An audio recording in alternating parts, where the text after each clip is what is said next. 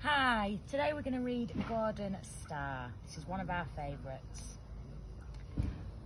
One Monday morning, Miss Conway was giving Lucy a gold star for doing some neat handwriting. "Well done, Lucy," said Mrs. Conway. Another gold star. Gordon, meanwhile, was pulling his funniest face. The children round him were laughing. Miss Conway didn't laugh. She said, "Settle down, Class 1. It's time for art." She gave everyone a ball of clay and told them to make some animals.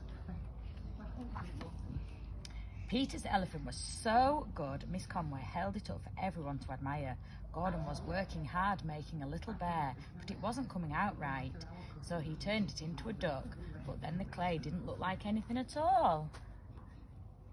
Gordon rolled the clay back into a ball. All the other children had finished their animals, and Miss Conway was collecting them all on a tray to dry.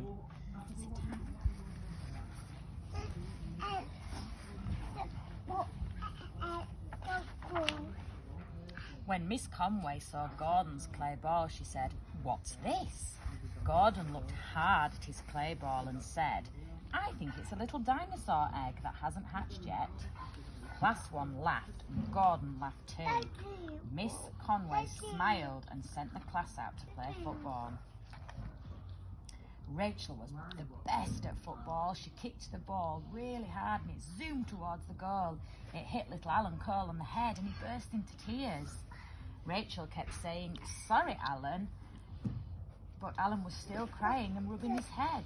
Gordon ran up, cheering and shouting, "What a save!"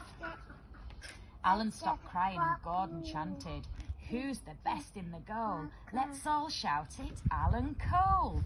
Alan Cole was a hero. Afterwards it was maths. Martha was almost crying because the sums were so hard.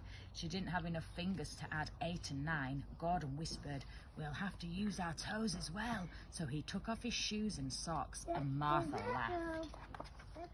At the end of maths, Miss Conway told Gordon to put his shoes and socks back on, but she gave Martha a gold star for making good progress. At lunchtime, Gordon became the giant Gordon, the enemy of peas. The peas were running all over his plate and screaming. They tried to hide from him under the mashed potato. Giant Gordon growled and he caught them and he ate them. After lunch, Gordon had to stay behind to clear up his mess. The peas had escaped all over the floor.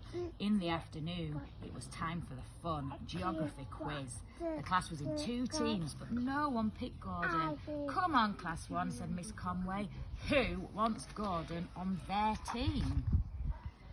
It was very quiet. Someone whispered, "No one. Gordon is rubbish at geography," and someone else whispered back, "Yeah, Gordon is rubbish at everything." Mrs. Conway didn't hear, but Gordon did. He looked at the star chart and his name with no stars next to it, and then he started to cry. Everyone was amazed because Gordon never cried. Gordon never looked sad. Then Gordon shouted, "I am rubbish." Class 1 gasped. Gordon had never been cross before either. "I am rubbish in art, I'm rubbish at football, I'm rubbish in geography quiz, and I am no good at eating lunch, and I'll never get a gold star." Then Alan Cole, who still had the bump on his head, said, "But you are good at cheering us up." And Martha said, "And helping," and somebody else shouted, "Gordon's very funny." Suddenly, everyone was calling out the great things about Gordon. Miss Conway told them to calm down. She thought for one moment and said, "Class 1, you're very right. Gordon is kind, cheerful, helpful, and very funny." And she gave Gordon his first gold star.